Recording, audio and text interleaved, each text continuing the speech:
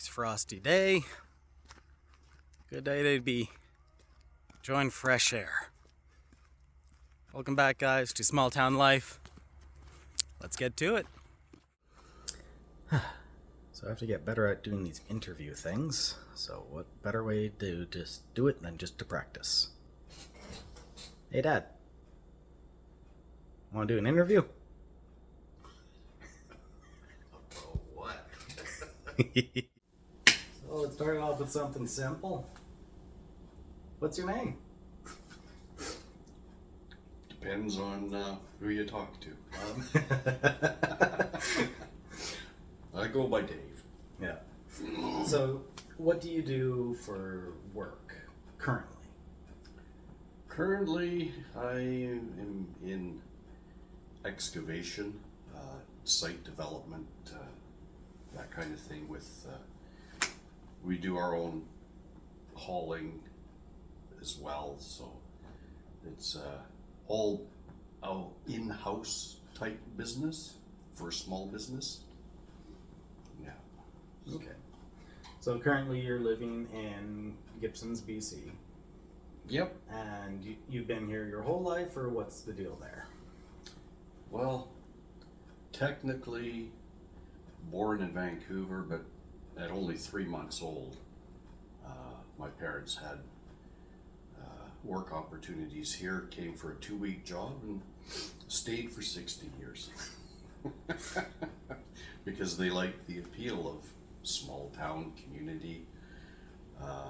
I ended up moving away for close to 30 years for work because this small town didn't have what I needed at the time, and so I just went to where the work was. Yeah. And still mostly always stayed geared more to small town living.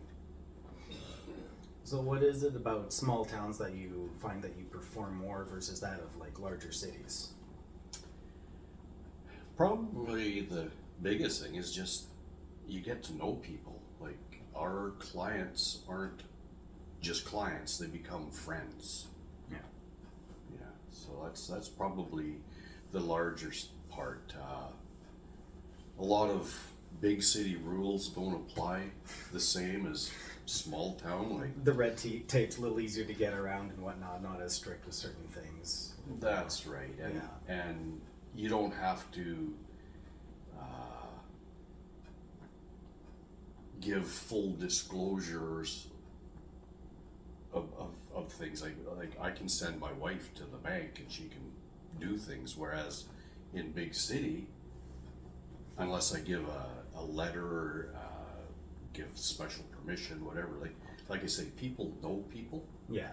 And it makes a lot of things just nicer, smoother, easier to do. Yeah. So you've been in all sorts of industries yourself. Would you be able to list off some of the fun things that you've done throughout your lifetime? Well, the Cliff Note version. I've been an automotive mechanic. Didn't complete my certifications, but very mechanically inclined that way. Worked the industry for a few years. Went into commercial fishing, just an opportunity came along, so I just, being a bit nomadic, went for that. And that took you all over the BC coast, didn't it? It did. I've basically been border to border, up and down every inlet. The Charlottes, well, I guess now it's Haida Gwaii. There's only maybe a 100-kilometer stretch of the west coast of Vancouver Island that I haven't been on or around. But while I was commercial fishing, I was also logging. Mm-hmm. I was a hand faller. That took me all over the place as well. I see a lot of the country that a lot of people just aren't as fortunate to see. Like, I'm often the first person in. Yeah.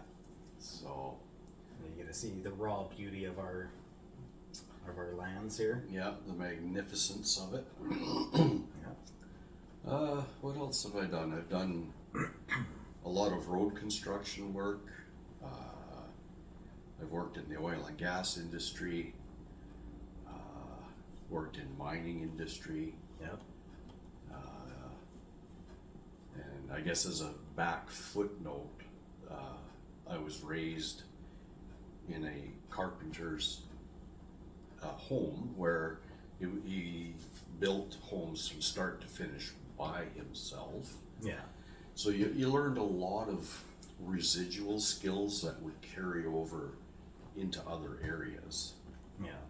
But it's been a very adventurous life. Wouldn't change a thing. Yep. Except maybe some of the injuries I've received. Yeah. You've done a lot of hard work, and there are some of those cons. Some of the work can be hard on the body, and there's the risks involved in some of the industries. Yeah, well, probably my favorite show, reality-wise, is the Deadliest Catch, and it is a very deadly industry. Being a faller is a very deadly industry. Yeah. It's a little bit more to it than just chopping a tree down. Yeah. There's a lot more involved to it. Yeah. So Yeah.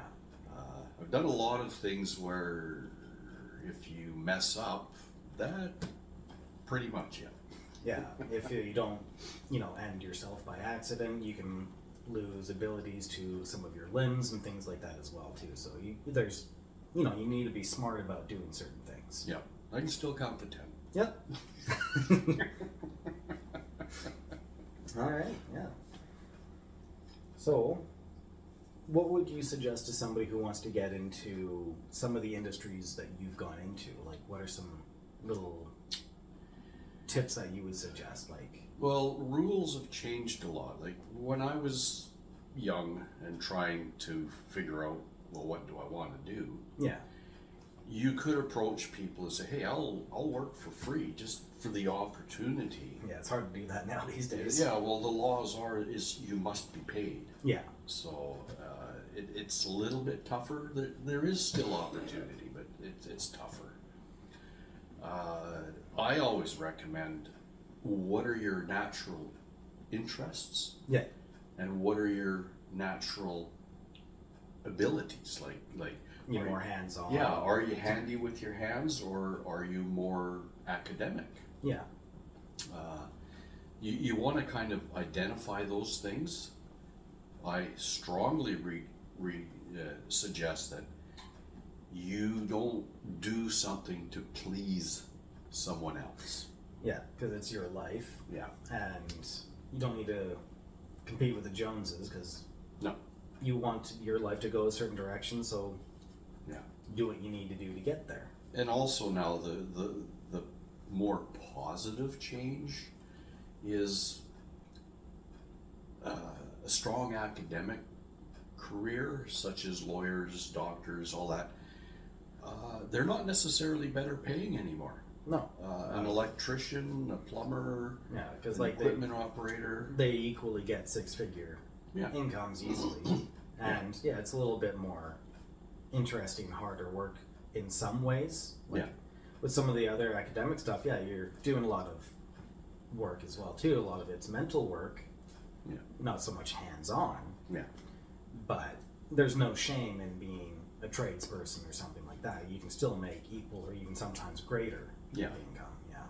Yeah. Well, your best opportunity as a non-high academic is when you're your own business. Yeah.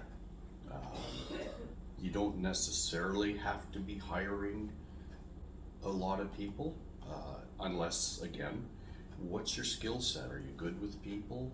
Mm-hmm. Are you a manager type that understands what needs to be done and how to guide people to accomplish that? Yeah. Yeah, I think the playing field is more level as far as income opportunity goes. And as us baby boomers retire, which I'm sort of dabbling, Yeah. there's nobody stepping up behind us. Yeah. Because everyone's being told we need to go into the more academic side of things, not so much the blue collar and such work. Yeah. So we're kind of feeling a bit of a gap. Yeah. Yeah. We're gonna hit a correction phase. Yeah. Okay. So with living in a small town, there's can be sometimes some community challenges. Mm-hmm. Like here in the Sunshine Coast, I can think of one thing off the top of my head that's a bit of a challenge sometimes, is that if we want to get somewhere off of our little peninsula, we have to take the ferry. Yeah. And ferry runs at its various times, and sometimes there can be mechanical failures or weather challenges. So sometimes or just an overloaded boat.